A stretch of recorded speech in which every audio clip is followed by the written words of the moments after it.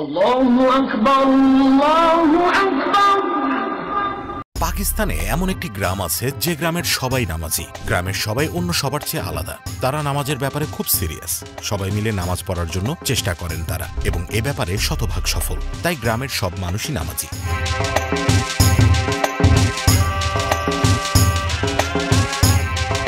আমরা মুসলমান হিসেবে নিয়মিত নামাজ রোজা করলেও ইসলামের পূর্ণাঙ্গ বিধিবিধান হয়তো অনেকেই মেনে চলি না। কেউ নামাজ পড়ি কিন্তু রোজা রাখি না, কেউ রোজাও রাখি কিন্তু ফরজ হওয়া জাকাত আদায় করি না, কেউ বা এসবও করি কিন্তু পরিবারে বা সমাজে পর্দার বিধান মেনে চলি না।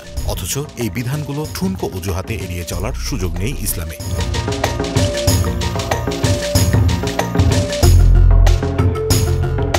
এই ভিডিওতে পাকিস্তানের এমন একটি গ্রামের কথা বলবো যেখানে ছোট থেকে বড় সবাই 5 ওয়াক্ত নামাজ আদায় করেন। ওই গ্রামের কেউ নেশা করেন না, এমনকি সিগারেটও খান না। পুরো গ্রামের দোকানগুলোতে গত 20 বছর ধরে সিগারেট বিক্রি করা হয় না। গ্রামে বিয়ে পড়ানো হয় মসজিদে সাদাসিধেভাবে।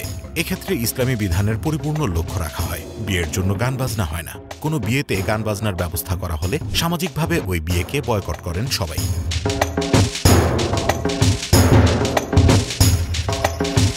গ্রামের প্রতিটি কবর মাটির, ইট বালু দিয়ে পাকা করা হয় না। ওই গ্রামে কোনো ভিখারি নেই, সবাই কাজকর্ম করে উপার্জন করেন। গ্রামটি পাকিস্তানের ফয়সালাবাদে।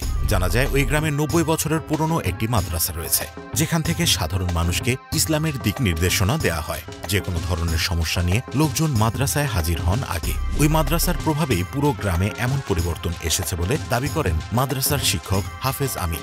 তিনি টানা 40 বছর ধরে ওই মাদ্রাসায় শিক্ষকতা করছেন।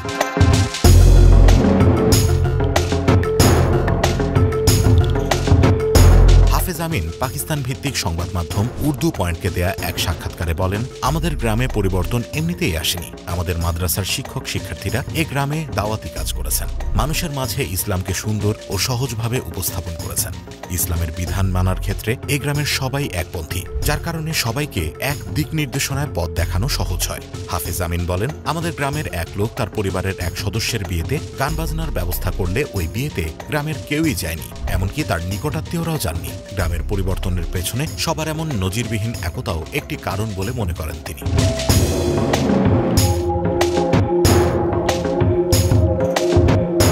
তিনি বলেন, আমাদের গ্রামের কোনো দোকানে বা বাড়িতে টিভি নেই, হাতে গোনা কয়েকটি বাড়িতে আছে। তবে আমাদের মাদ্রাসা থেকে তাদের বলে দেয়া আছে টিভি চালালেও ভলিউম কমিয়ে দেখতে হবে।